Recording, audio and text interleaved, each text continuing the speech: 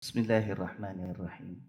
Assalamualaikum warahmatullahi wabarakatuh. Mari sama-sama kita mulakan pertemuan kita yang penuh dengan barakah ini dengan memanjatkan doa. Kita bermohon kepada Allah Subhanahu wa taala, mudah-mudahan Allah terima segala yang kita amalkan menjadi ibadat yang diridai olehnya. Mudah-mudahan Allah Subhanahu wa taala memberkati segala yang dikurniakan kepada kita, nikmat iman, nikmat ketakwaan, nikmat kesihatan, nikmat umur, termasuklah ilmu yang Allah hadiahkan kepada kita. Mudah-mudahan menjadi ilmu yang menghasilkan ketaatan di dalam diri kita, mentaati perintah-perintahnya, ilmu yang menjadi binting menjauhkan kita daripada perkara-perkara yang dimurkainya. Mudah-mudahan ilmu yang Allah hadiahkan kepada kita menjadi sebab akhirnya kita kembali kepada Allah Ta'ala nanti dalam keadaan kita reda kepadanya, lagi diredai olehnya.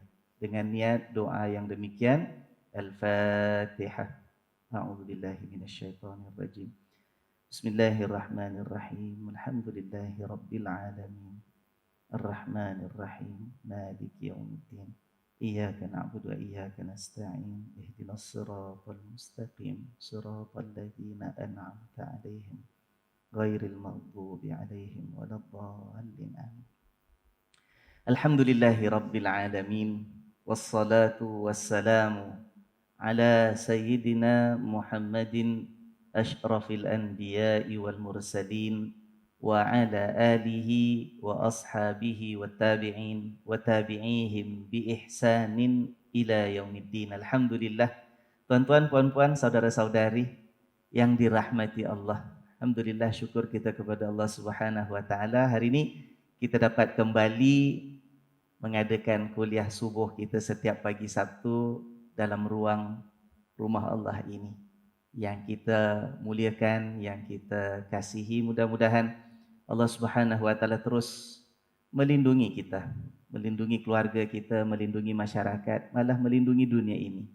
Mudah-mudahan wabak yang masih dihadapi oleh umat manusia sampai saat ini, mudah-mudahan segera dihilangkan oleh Allah, dikembalikan kehidupan kita kepada keadaan seperti biasa, ya. Mudah-mudahan kuliah-kuliah kita yang lain juga dapat lebih banyak diadakan seperti sedia kala, insya-Allah. Amin ya rabbal alamin. Nah, tuan-tuan dan puan sekalian, dalam siri kuliah subuh kita yang dah berapa bulan, ya, online aja nih, daripada bulan Mac kemarin kalau tak salah sampai sekarang dah lebih kurang 10 bulan. Ya, tapi alhamdulillah majlis ilmu yang dianjurkan oleh pihak Masjid Yusof Ishak ini masih dapat diteruskan, dan insya-Allah hari kita teruskan dengan mana yang telah kita sampai, kita berhenti dalam kuliah minggu lepas, ya. Bagi yang mengikuti setiap minggu pasti mengetahui bahawa minggu lalu kita telah mula membaca ayat-ayat Allah di dalam Al-Quranul Karim yang ada perumpamaan. Ya, minggu lepas kita baca ayat 265 surah Al-Baqarah, ya. Boleh kita semak masing-masing mushaf yang ada. Kita baca kemarin sampai ayat 265 di mana Allah Subhanahu wa taala memberikan perumpamaan, ya. Allah kata dengan orang beriman, bila kita ini bersedekah, infak harta di jalan Allah, jangan sampai infak dan sedekah kita itu rosak, habis, dibakar Allah. Dengan cara bagaimana? Dengan kesalahan melakukan al-man dan juga al-adha. Al-man maknanya dah kasih, dah sedekah, dah hulurkan, kemudian ungkit-ungkit semula, disebut-sebut, ya. Kemarin jangan lupa, kau tu aku yang tolong. Habislah tuan, ya. Korang jangan sampai tak tahu bahawa dalam satu bulan ni yang banyak sedekah kemarin sampai Masjid Yusof Ishak tu makmur, aku yang banyak derma. Habis tuan-tuan dan puan-puan sekalian, ya. Begitu juga dengan al-adha. Al-adha maknanya apa? Kasih-kasih juga tapi penuh dengan kebencian, penuh dengan kata-kata maupun mimik muka ataupun perbuatan yang menyakitkan hati, terutama kepada orang yang terima itu. Kasih-kasih juga tapi mengutuk. Kasih-kasih juga tapi menghina. Kau ni apa pemalas sangat, ya Allah. Nah, ambil je lah, tuan-tuan. Tak ada guna dah. Ya, itu ditegur oleh Allah Subhanahu wa taala. Dan kita kata juga itu 265, Saya silap, 265 ke 266 tu? 264. Oh 264. Ya, 264. Kemudian Allah katakan sama seperti orang-orang yang munafik. Orang munafik tak beriman kepada Allah, kata Allah tu tidak beriman dengan hari akhirat. Kalau dia keluarkan hartanya di jalan Allah pun ria'an nas, kata Allah. Ya, saja nak nunjuk-nunjuk supaya dia itu dapat terus berpura-pura menyembunyikan kekufuran dalam hatinya. Supaya orang tak tahu, sangkanya, ya kan? Ria'an nas. Sambil memakai topeng, nunjuk-nunjuk kepada manusia. Itu juga tidak diterima oleh Allah Subhanahu wa taala. Nah, kemudian dalam ayat 264 kita baca minggu lepas juga Allah memberikan perumpamaan.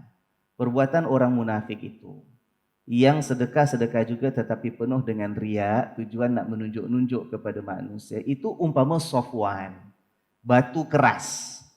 Ya, yang mana ditutupi oleh selapis kita kata tanah yang tipis. Kita ingat tanah boleh guna untuk cucuk tanam, tapi bila nak dicangkul, kita kata nak disemai, nak ditanam benihnya, lah rupa-rupanya kat bawahnya cuma batu keras, tak boleh tumbuh.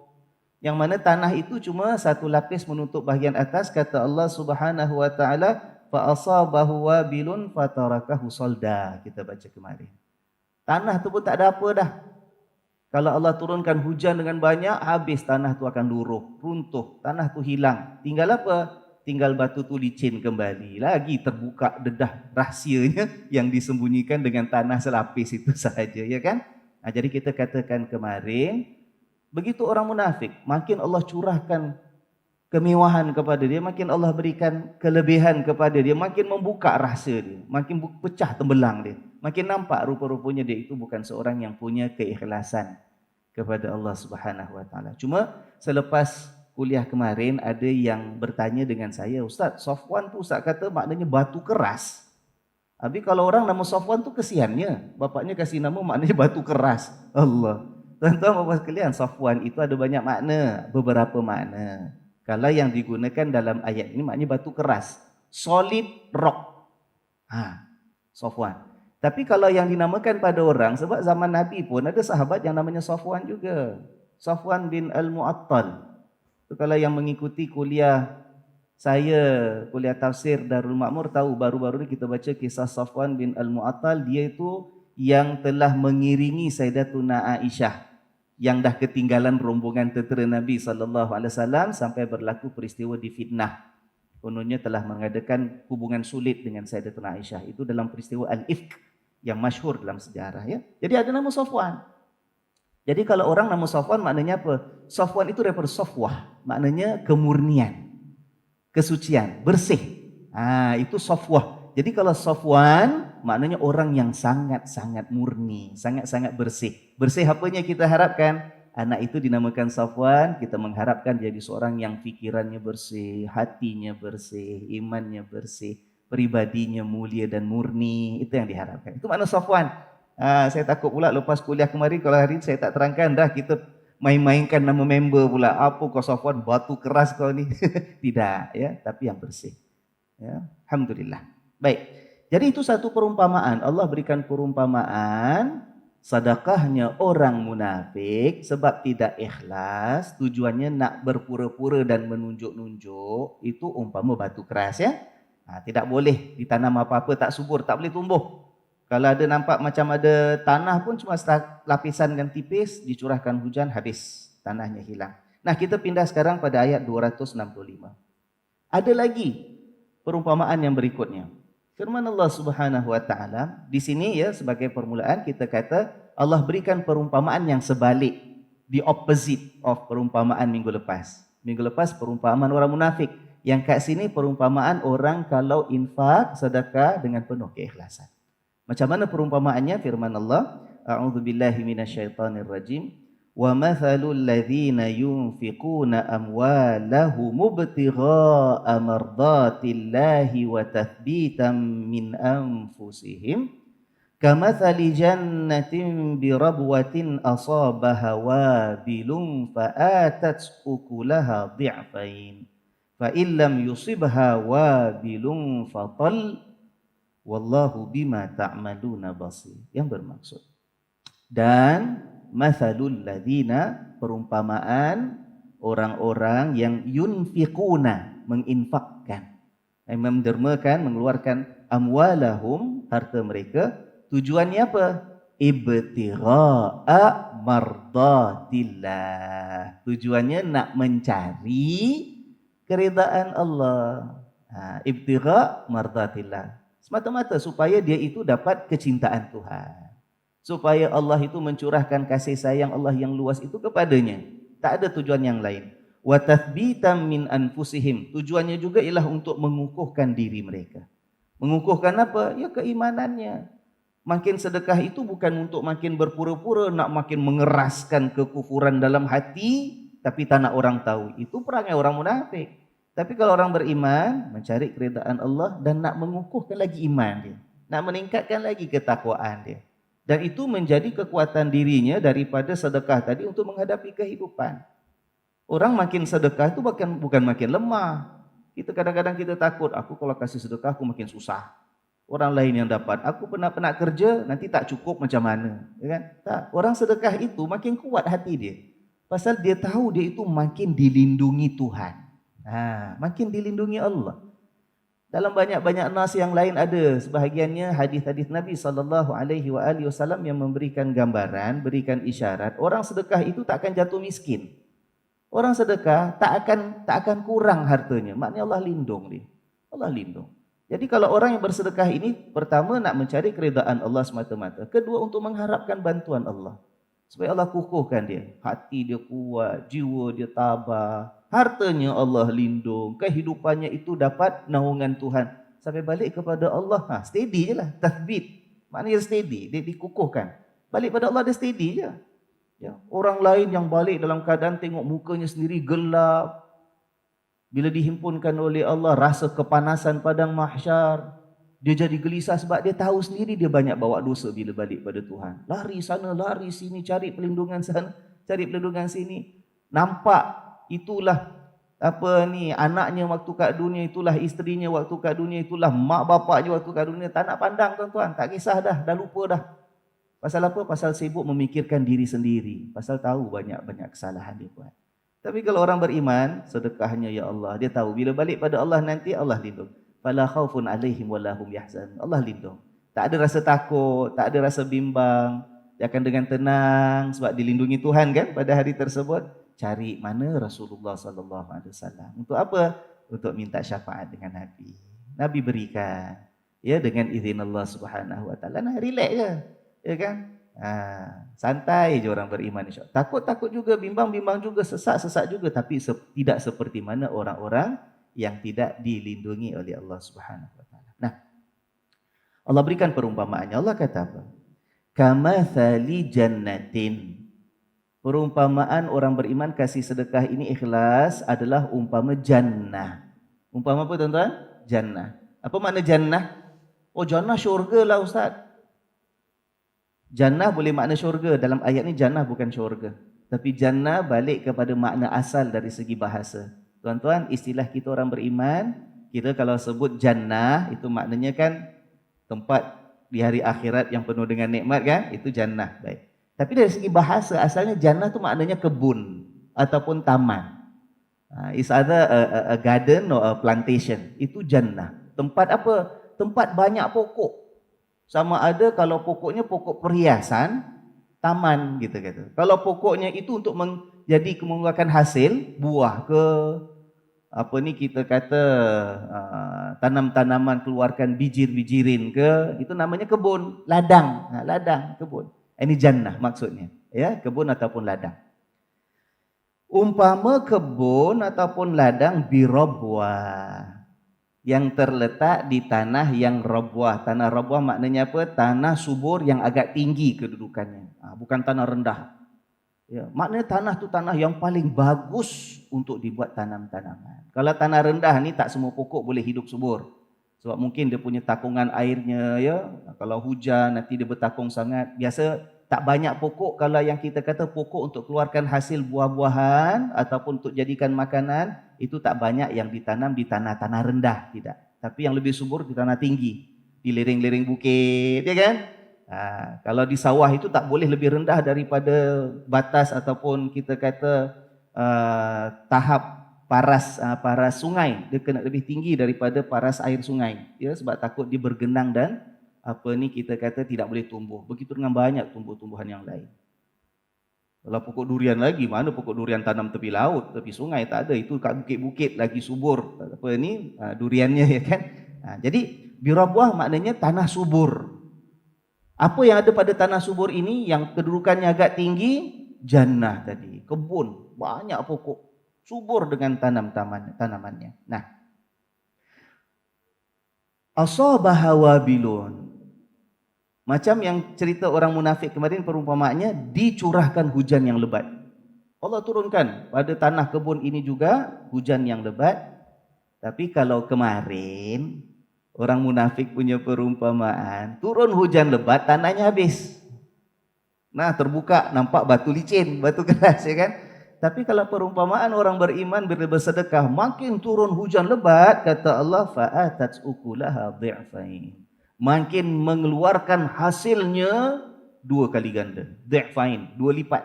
Double, kata Allah, the product. Production ataupun kita kata hasil daripada tanam-tanaman tadi. Allah. Terbalik kan? Kalau kemarin turun hujan habis, tak guna, sia-sia, malah buka pekung lagi ada. Ya kan? Tanahnya pun hilang. Tetapi bagi orang beriman, makin turun hujan, makin banyak hasil yang dikeluarkan oleh kebun tadi. Fa illam yusibha, kalau hujan lebat tak ada masalah. Sebab dia memang subur dah, memang subur tanah tu. Fa illam yusibha, kalau tak turun hujan yang wabilun, yang lebat pun fatal, kalau gerimis-gerimis pun jadi, subur juga. Cuma hasilnya tak sama macam banyaknya kalau hujan lebat, tapi tetap keluarkan hasil juga. Hujan lebat dhi'fain, 2 kali ganda. Kalau hujan gerimis pun hidup juga, dapat juga tuai hasilnya, tak ada masalah. Orang beriman, tuan-tuan dan puan-puan sekalian, ya. Wallahu bima ta'maluna basir, dan Allah itu terhadap apa yang kamu lakukan maha melihat. Jadi kita lihat, tuan-tuan, cuba kalau kita buat dia punya mirror comparison, kita buat perbandingan antara perumpamaan kemarin orang munafik dengan perumpamaan hari ini, perumpamaan orang beriman dalam keluarkan sedekah. Nombor 1, kata Allah, umpama yang kemarin munafik itu macam batu. Macam batu. Ada tanahnya tak subur sebab tanahnya selapis yang tipis saja menutup batu tadi. Ya, umpama batu. Maknanya nak cerita pasal tanah itu, sebab kita kata mana ada orang nak tanam atas batu. Orang nak tanam dalam tanah, ya kan? Cuma tanahnya selapis yang tipis menutupi batu keras. Itu umpama orang munafik. Jadi kalau kita nak buat dia punya opposite, dia punya lawan dia, kalau Allah kata, ya, umpama orang yang beriman pula yang ikhlas bila bersedekah adalah umpama tanah yang subur. Kemarin tanah tipis, tutup batu. Jadi umpama orang beriman tanah subur. Kan begitu kan dia punya lawan dia kan? Tanah subur, apa perkataan dalam ayat ni tadi? Rabwah. Rabwah. Kalau Allah sebut perumpamaan orang beriman yang infakkan harta dengan penuh keikhlasan adalah umpama, bayangkan, lihat ayat ni, lihat. Allah kata dalam ayat ni, kamathali jannatin birabwah, adalah umpama kebun di tanah subur. Cuba kita buang jannah tu. Cuba. Kita tolak jannah tu, kita buang. Kalau Allah sebut kamathali rabwatin saja. Kamathali rabwah, seperti sekeping tanah yang subur. Cukup kan?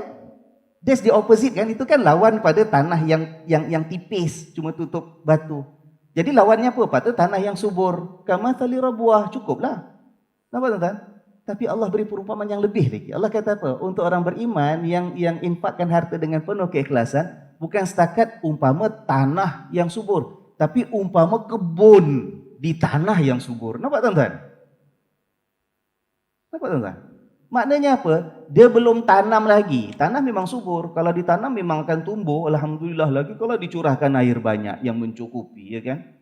Tanah subur. Kalau ditanam akan tumbuh. Tapi ini belum tanam pun memang dah ada jannah kat situ. Dah ada kebun, dah ada tanam-tanaman. Tinggal tambah je lagi, tuan-tuan. Nampak, tuan-tuan? Sebab tu saya katakan kemarin, perumpamaan-perumpamaan yang disebut oleh Allah dalam Al-Quran, dia ada banyak dimensions dia, banyak dimensi dia, banyak elemen dia. Ya kan? Kalau kita bayangkan orang beriman ikhlas.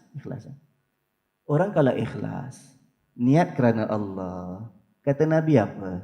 Sebelum dia buat, dah dapat pahala belum? Nampak tak? Sebelum buat dapat pahala. Orang yang nak datang masjid nak salat, belum sampai masjid. Malam tadi tidur dah pasang niat besok, nak bangun pagi, nak pergi masjid salat jamaah. Niat, pasang alarm takut tak bangun, ya kan? Niat tidur sebab besok nak pergi masjid tu dah dapat pahala belum tuan-tuan? Allah. Kalau orang itu pagi tak bangun juga sebab ditentukan oleh Allah sampai ajal mautnya, dapat pahala salat malam tadi. Berdasarkan pada hadis-hadis Nabi SAW, antaranya Nabi pernah mengatakan, siapa yang dah memang nak buat sesuatu pekerjaan kemudian terhalang. Terhalang bukan dia cancel sendiri, tak. Dia terhalang, ada sebab sesuatu yang tak dapat dielakkan. Dia nak sangat buat. Maka dapat pahala seperti mana kalau dia buat. Nampak tuan-tuan? Kita dah niat tuan-tuan yang nak datang kuliah ni, bukan tadi pagi, bukan tadi malam. 2 hari lepas dah buat booking dah tuan-tuan. Lambat 2 hari lepas tak booking, tak dapat tempat bagi dia kan. Oh, Allah. Dah dapat pahala dah, malaikat dah doakan kita, dah tercatat ganjaran dalam kitab amalan kita. Kata Nabi SAW, siapa yang niat nak buat satu kebaikan, dah catat 1 pahala. Bila buat, berapa pahalanya? 10 minimum. Allah. Nampak tuan-tuan?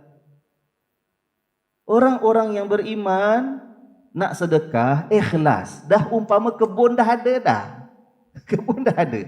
Tinggal nanti kalau betul-betul diusahakan, ya ditanam benihnya, diletak baja, dipupuk dengan baik, disiram air. Hujan turun pula banyak airnya Allah. Keluar dia punya hasil banyak. Ya kan? Jadi kita lihat, Allah bila buat perbandingan gitu, dia bukan one to one, tak, not tit for tat bila buat perbandingan, tak. Bila Allah buat perbandingan antara orang yang tak beriman dengan orang beriman, yang orang beriman tu dilebihkan lagi nikmatnya. Nampak tuan-tuan? Keistimewaannya itu lebihkan lagi oleh Allah Subhanahu wa taala. Ya, itu satu. Kamathali jannatin bi rabwatin asabaha wabil. Kemudian Allah kata, kemarin orang yang munafik umpama tanah yang tipis yang menutup bahagian atas batu keras. Bila turun wabil, wabil maknanya hujan lebat, tanahnya hilang.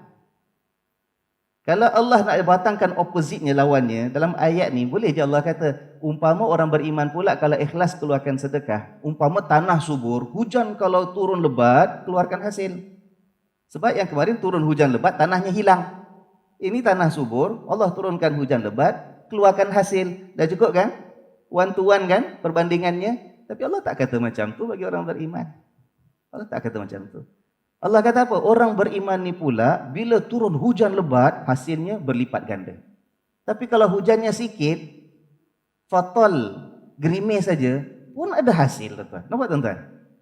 Sebab apa? Orang beriman begitu keadaannya. Kena pula dengan hadis Nabi SAW yang selalu kita dengar. Ajaban li amril mu'min. Amat mengagumkan keadaan orang beriman. Dia itu kalau dapat kesenangan, kemewahan, kelebihan, rezeki Allah curahkan, dia apa? Dia syukur. Syukur tu bagus untuk dia kan? Syakar, bahwa khairun lah. Dia syukur, syukur tu bagus untuk dia. Tapi wa in asabathu sarra, tapi bila dia itu ditimpakan ataupun diberikan nikmat sempit, rezekinya kecil ataupun sedikit, ya, rezekinya sempit. Bagi orang beriman pun baik juga sebab dia sabar.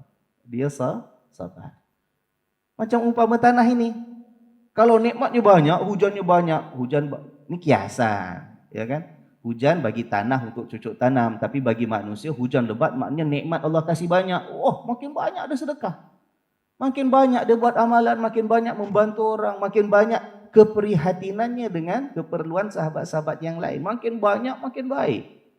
Makin banyak, makin malu dengan Allah. Makin banyak syukur dia dengan Allah Subhanahu wa taala. Makin banyak, makin giat dia beribadat sebagai menghargai kurniaan, curahan nikmat daripada Allah. Tapi kalau sikit pun dia sabar. Oh, sabar itu tetap ada hasilnya, tetap ada pahalanya.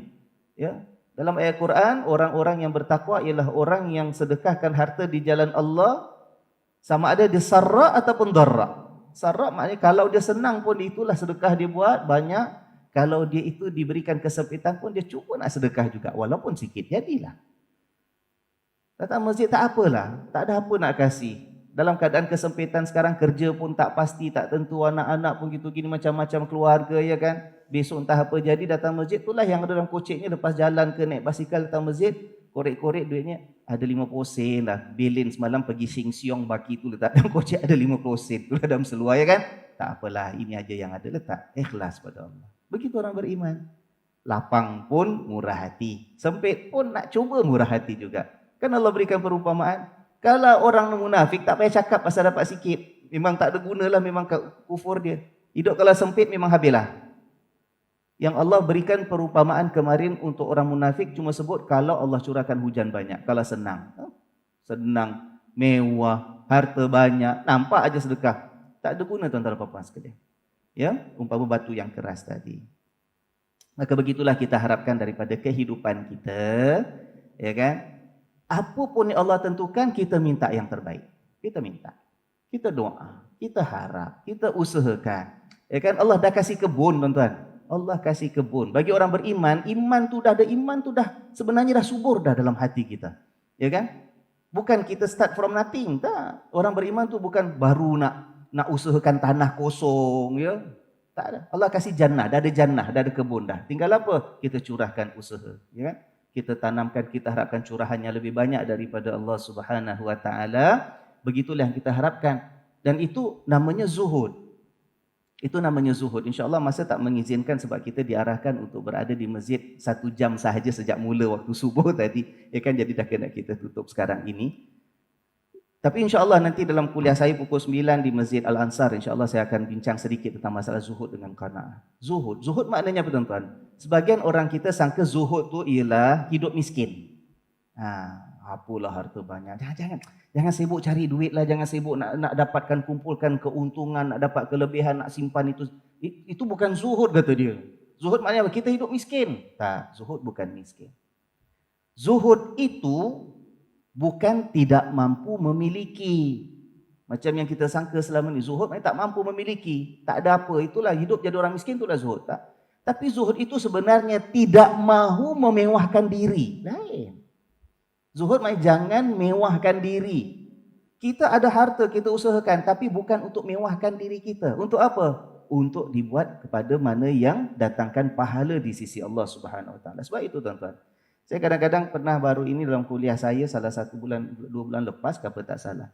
Saya bila campaikan tentang masalah Rasulullah sallallahu alaihi wasallam dalam kehidupan baginda, ada yang ingat saya kata Nabi tu miskin, Nabi tu papa kedana. Tak. Mungkin cara bahasa saya tu menunjukkan Nabi tu hidupnya simple sangat. Kadang-kadang balik rumah tanya Aisyah, apa kita nak makan hari ni Aisyah? Aisyah kata tak ada apa-apa bang. Yalah sudah aku puasa aja, ya kan. Miskinnya Nabi. Tak, Nabi bukan miskin. Dan siapa kata bahawa kita nak jadi zuhud macam Nabi, maknanya mesti jadi miskin, itu salah. Zuhud bukan tidak mampu memiliki, tapi zuhud maknanya tidak mahu memewahkan diri. Nabi SAW berharta tuan-tuan, puan-puan sekalian. Saya tak dapat terangkan contoh-contohnya. InsyaAllah nanti kalau yang berminat pukul 9 punya kuliah saya datangkan contohnya. Rasulullah SAW berharta. Nabi pernah tak payah minta orang. Berapa ramai sahabat-sahabat Nabi yang asalnya hamba, Nabi bebaskan. Nabi bayar tau, Nabi tebus. Nabi pernah sedekah berapa banyak tuan-tuan? Allah. Nabi tu ada harta, datang daripada harta Nabi, ada nanti kita insya-Allah ceritakan dengan izin Allah kalau tidak ada halangan nanti. Nabi berharta. Bukan Nabi miskin. Cuma Nabi tak nak memewahkan diri. Hartanya semua kasih orang. Hartanya semua kasih orang. Sedekah sana, sedekah. Nabi tak nak simpan langsung. Padahal Nabi kalau pilih untuk jadi orang bilioner waktu itu, Nabi boleh. Nabi boleh. Nabi dapat kebun yang dihadiahkan orang pada Nabi SAW. Kebun berapa ekar tanah kebun kurma. Begitu sekali. Jadi bukan, saya ulang lagi sekali ya tuan-tuan, jadi orang beriman kita harapkan hujan lebat daripada Allah. Kita usahakan. Sebab itu sahabat-sahabat Nabi yang kaya, Nabi tak larang, ayo kaya. Nabi kata tangan di atas lebih mulia daripada tangan di bawah. Tangan di atas maknanya apa? Yang ada harta lebih mulia, lebih baik daripada orang yang tak ada harta ni terpaksa dibantu. Nampak tuan-tuan? Bukan itu zuhud yang jadi miskin. Tapi zuhud ialah ada harta, usahakan, banyak, mewah. Diambil mana yang dia perlu insya-Allah, simpanan mana yang perlu untuk anak-anak, untuk masa depan. Kalau dia pergi dulu misal kata, keperluan anak-anak, keperluan keluarga, nak mewah sedikit sebab mensyukuri nikmat Allah, nak punya kelebihan, alhamdulillah, tapi tidak terlalu memewahkan diri. Itu tidak zuhud. Semuanya tamak untuk diri sendiri semata-mata. Nunjuk-nunjuk orang lagi, mewah kadang-kadang, pasal nak nunjuk sangat, jangan sampai orang ingat aku tengah sempit, ya, tengah kering, sanggup berhutang, padahal tidak diperlukan. Ini jadi masalah. Ini yang bukan zuhud namanya. Ya kan? Jadi insya-Allah mudah-mudahan Allah pelihara kita tuan-tuan dan puan-puan sekalian. Ya insya-Allah ambil perumpamaan ini yang sangat-sangat indah. Sebab itu kalau kita baca Al-Quran, insya-Allah saya galakkan ayat-ayat yang ada sebut tentang mathal, perumpamaan. Kadang-kadang sebut mathal, kadang-kadang mathalan, kadang-kadang al-amthal, itu plural kepada mathal, perumpamaan-perumpamaan. Bila baca ayat ni cuba kita lihat daripada different angles. Ya, sudut yang berbeza. Sebab itulah perumpamaan bahasa indah Allah Subhanahu Wa Taala. Ya, kalau orang Melayu punya peribahasa biasa satu dimension aja. Ya, degil, kepala batu gitu kan. Satu kepala batu keras lah. Tak nampak sudut macam-macam. Bahasa Allah Subhanahu Wa Taala. Sebab itu wahyu firman Allah. Ya, insya-Allah kita bertemu dalam kuliah kita minggu hadapan. Mudah-mudahan Allah pelihara kita dan Allah melindungi semua orang yang kita kasihi. Bismillahirrahmanirrahim. Alhamdulillahi rabbil alamin. Allahumma salli wa sallim wa barik ala sayyidina Muhammad wa ala alihi wa ashabihi ajma'in. Allahumma inna nas'aluka nafsan bika mutmainnah tu'minu bi liqa'ik wa tarda bi qada'ik wa taqna'u bi 'ata'ik bi rahmatika ya arhamar rahimin.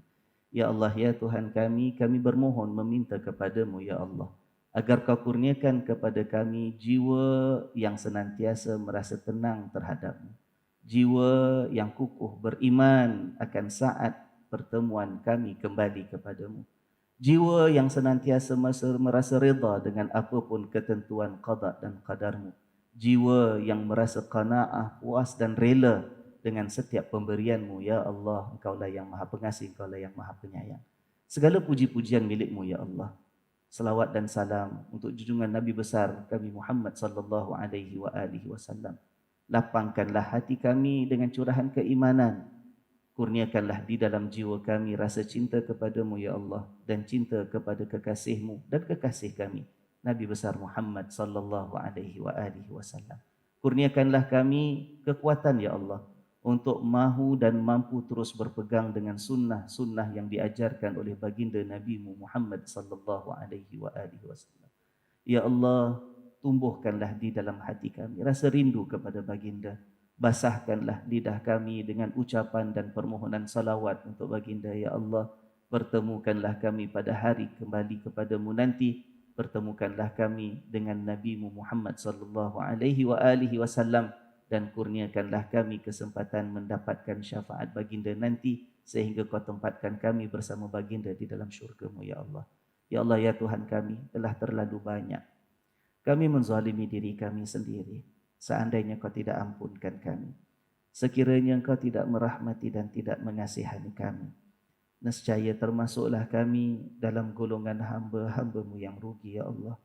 Oleh itu janganlah kau pesongkan hati-hati kami ini setelah engkau kurniakan hidayah dan petunjuk-Mu kepada kami. Ya Allah, ampunkan dosa-dosa kami. Ampunkan dosa kedua orang tua kami.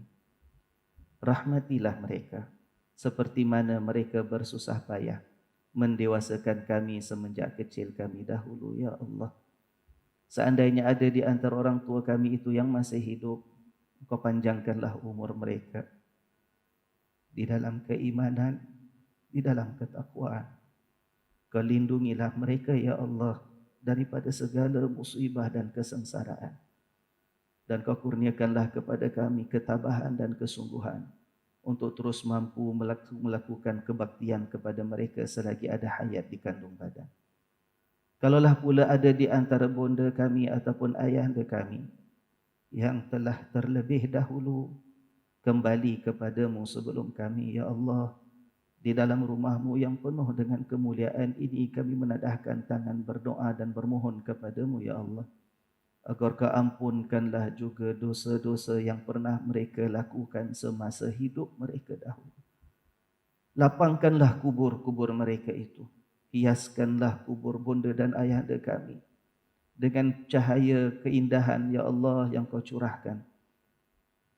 Dan janganlah pula kau jadikan kubur mereka seperti lubang neraka-Mu ya Rabbal Alamin. Ya Allah ya Tuhan kami, kurniakan kepada kami kebaikan di dunia, kurniakan juga kepada kami kebaikan di akhirat nanti.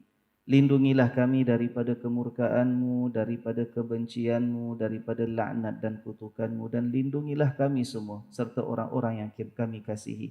Lindungilah kami daripada disentuh oleh azab dan siksa neraka-Mu ya Hannan, ya Mannan, ya Badi'as samawati wal ard, ya Dzal Jalali wal Ikram, ya Arhamar Rahimin. Wa sallallahu ala sayyidina Muhammad wa ala alihi wa sahbihi wa sallam. Walhamdulillahi rabbil alamin. Subhanakallahumma wa bihamdika ashhadu an la ilaha illa anta astaghfiruka wa atubu ilaik. Wassalamu alaikum warahmatullahi wabarakatuh.